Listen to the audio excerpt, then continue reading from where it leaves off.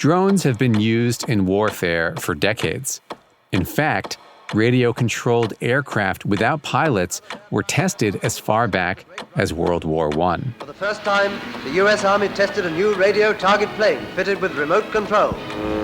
Get ready for landing position. It's rather like a telephone. But the war in Ukraine has brought things to a whole new level. We are seeing the deployment of drones at an unprecedented scale, and they're changing how wars will be fought in the future. So on this weekend episode of Reuters World News, our Ukraine bureau chief and defense correspondent will lay out the current state and the somewhat terrifying future of drone wars. I'm your host, Jonah Green.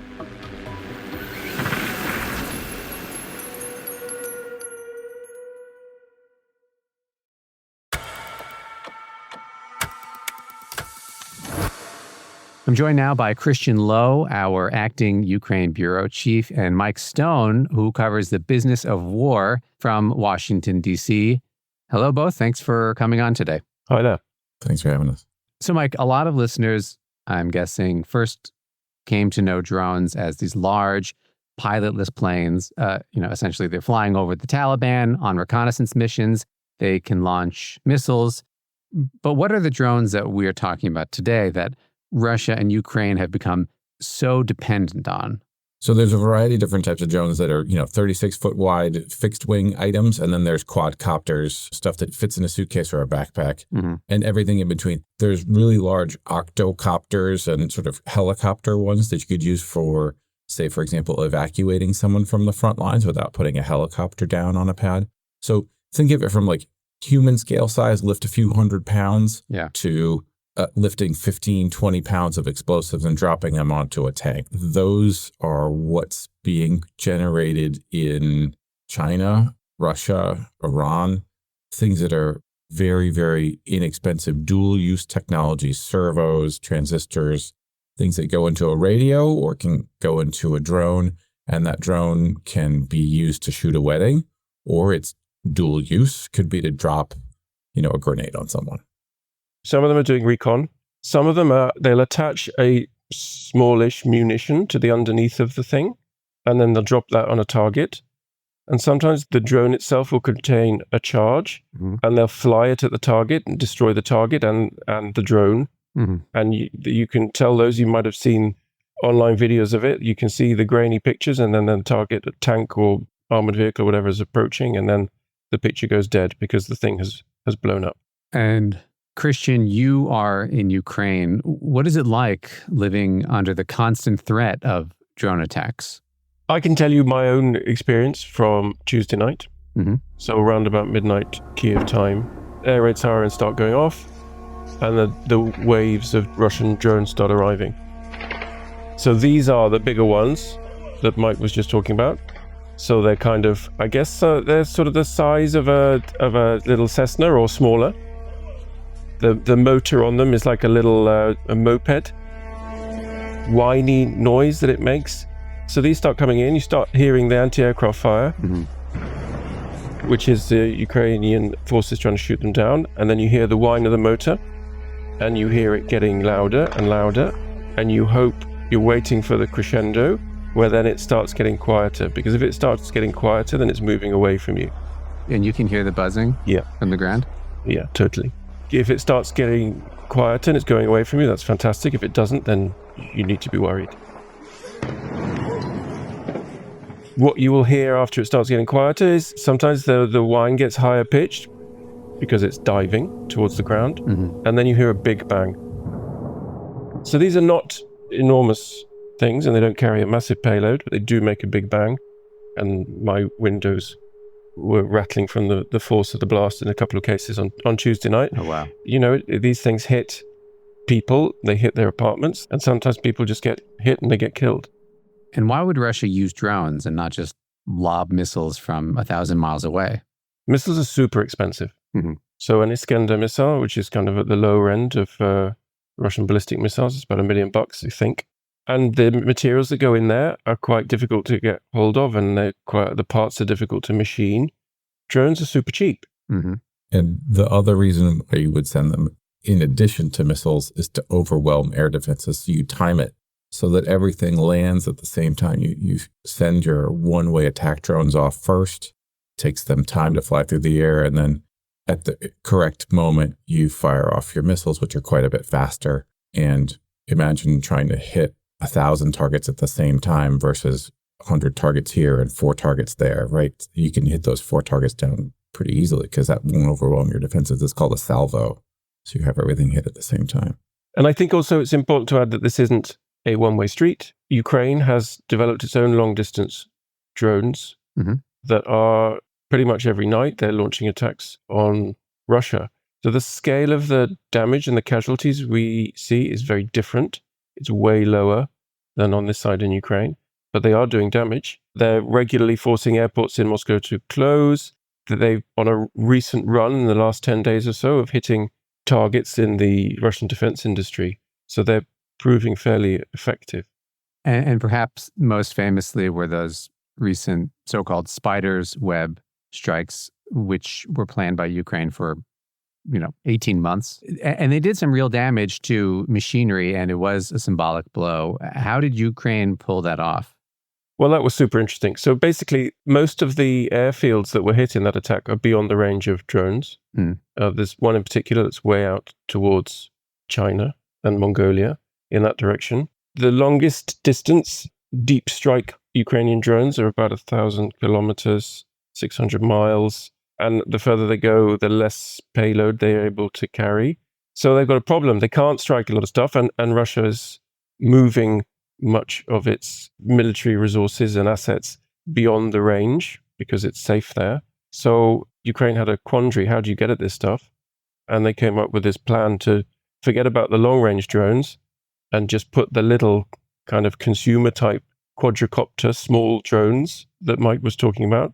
They put them in the cargo on the back of trucks, hid it in the roof of these modular wooden buildings that were loaded on the back of trucks. They drove them to the side of the road near airfields. The roofs of these modular buildings flipped off, and the quadricopter drones fly out, and then they go the last couple of kilometers to the target, and they hit the target. I guess the big question is, does this, or has this already changed the way countries fight wars? Is it as transformational as, going from the trenches into tanks? I'll start with that because Ukraine kind of leads the way and they experience it first, and Russia. Yeah. So, yes, it is. So Ukraine had a problem that they didn't have enough artillery shells early in this war, and that's been a consistent problem. And you know what? It's less of a problem now because the drones have taken up some of the roles that artillery fire used to occupy. So that's changed. Ukraine was desperately trying to get hold of tanks at the start of the war. Russia was trying to find tanks at the start of this war and taking them out of storage and deploy them as quickly as possible. Not so much now because tanks are actually a kind of liability. When a tank moves out into the open, then they know it will get targeted by drones. So the tanks tend to stay in the rear and they're rarely deployed and they stay undercover. So in Ukraine's case and in Russia's case, it's changing the war. It's changing how war is fought. War is often thought of as who can gain air superiority first, who can attack from the high ground. If that's in the sky, that's the high ground. And the ubiquitousness of cheap drones make air superiority, gaining air superiority, more difficult, if not impossible. That's so interesting. It sounds like they are making these huge bajillion-dollar investments from wealthy countries somewhat obsolete. Well, yeah, that's right. The matchup becomes a $400 million tank or a $200 million tank versus a $400 drone. If that's the matchup, those are costs that are being imposed by your enemy, right? You lose. That's a lot of money you have to replace if you believe in tank warfare. So will tank warfare go away? That's an interesting question. How does one defend against these attacks, especially of these smaller drones? It's a great question. It's a terrible answer. Why? Ready? Yeah. So depends on how valuable the target is, right? Uh-huh. Let's say, for example, it's Kyiv. You're firing off a $3 million Patriot interceptor to knock down something that costs $40,000. So there's this imposing costs on your enemy is a term that's used. If you fire lots and lots and lots and lots and lots of really cheap drones at them, they will run out of interceptors, or the cost of making new interceptors will go up, and then you will eventually defeat them. And then there are signal jammers, which are kind of like these handheld devices, right? Sure, it looks like a rifle or something like that. There's others that, would defend something the size of a stadium. It takes towers in order to do that. Yeah. So it's like a semi-permanent thing. Mm-hmm. But yeah, there's a way to create an electronic warfare bubble. Meaning you screw with like the sensors on... You return them to safe mode, or meaning they'll just sort of like land, or they'll go off course and won't hit their intended target. But that wouldn't work if you have a pre-programmed target in it. There's a big kind of technological competition going on, which is evolving all the time. So the first thing that happened was the drones appeared, and then people found out technological ways to try and defeat or interfere with drones. So there are devices that send out interference, which send the drones off target, or they can't be controlled anymore, kind of radio signals. So I think it was Russia that came up with this first. So you can't interfere with the radio signal. You do without the radio signal entirely. And basically you attach the drone to a wire. Inside the drone is a big spool of super fine fiber optic wire that unspools as the thing flies. And the signal you use to control the thing, and the signal that sends back the pictures, goes through that wire. You can't defeat it using electronic interference. So the drone is attached physically to a wire? It's attached physically to a wire. And these have been known to stretch for over 10 kilometers. I think I've heard of some that are 15. Wow. And what you get in the battlefield now is that in some areas, the landscape is just strewn with wires. I've seen pictures of people walking in the fields, and it's as if it's thousands of blades of grass around their ankles as they cruise through. It's like a mud of fiber optic cable. Sometimes, in order to try and protect from drones, you're forced into exceedingly low-tech solutions. Mm-hmm. So what we've seen, for example, around the frontline zones, in order to protect logistics routes, both Russia and Ukraine have been building tunnels made out of fishing net, fine mesh, and rigging it up over roads so that the drones can't get in. What I've seen many times on the roads around frontline areas is they build kind of cages around the top of tanks or armed vehicles so that the point of impact is a little bit removed from the actual hull of the vehicle. It hits the cage, and so the impact is dissipated. The United States is working on technology to mount lasers, actual high-powered lasers onto vehicles that can track and burn a drone as it approaches a convoy. So there's a variety of ways to do it. Some of them are going to be pretty futuristic, and some of them are going to be pretty low-tech. I've seen the demos of the lasers. Yeah. I've not seen one actually do it in anything yet. So that's where the technology is now. Where is this all heading? So we are hearing now that the next frontier may be AI drones. So you don't need to actually talk to them and send a signal from the ground to control them, but they will have a target pre-programmed. They might have pictures loaded up of what the target looks like, and it just uses AI to go out and find it. The other technological innovation that people are talking about is drones that talk to each other and operate as a kind of swarm, or a sort of systematized way of using drones where across, let's say, part of the front line, you have integrated drone systems so that in multiple places they're talking to each other and can organize an attack or a defense in coordination with each other. The fighter jet competitions that the United States is running have been watching these developments on the battlefield in Ukraine, and it's played a role in how purchasers of weapons in the United States, like jets, are reacting. They are running competitions for various fighter jets that could be crewed, optionally crewed, or completely uncrewed. And what they don't know, the greatest uncertainty that they have, is what the electronic warfare hurdles that these uncrewed jets could face if they were to, say, for example, fly towards China. Could China down a $200 million jet with high-powered microwaves, and the jets that are just purchased, the brandest, newest gizmos, would just go right down into the ocean.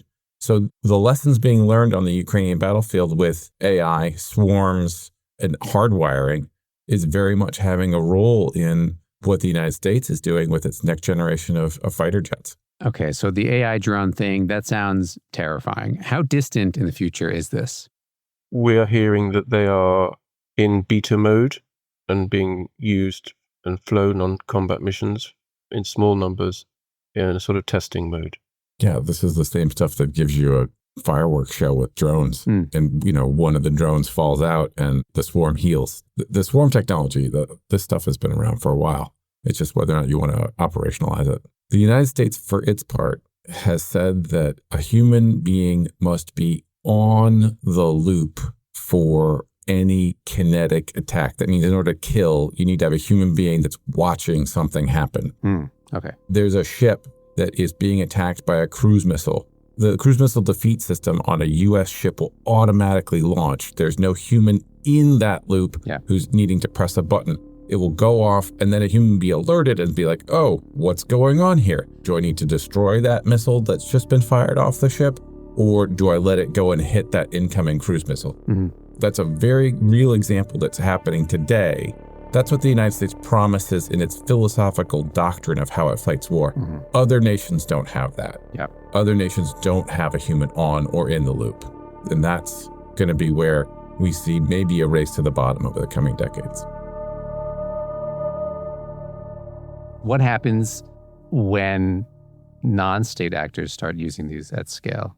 I have companies that are working to track drones that bring fentanyl over the southern border of the United States of America. There's a lot of that kind of traffic. It makes bringing, drugs or cell phones into a prison pretty easy. But just think of all the uses you could have. They're being used for that.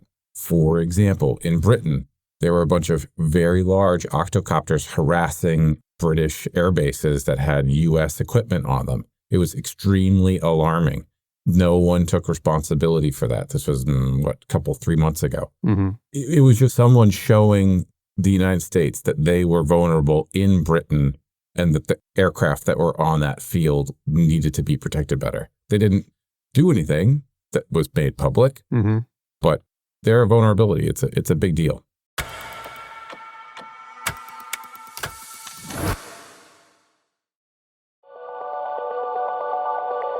Thanks again to Christian and Mike for their time and their reporting.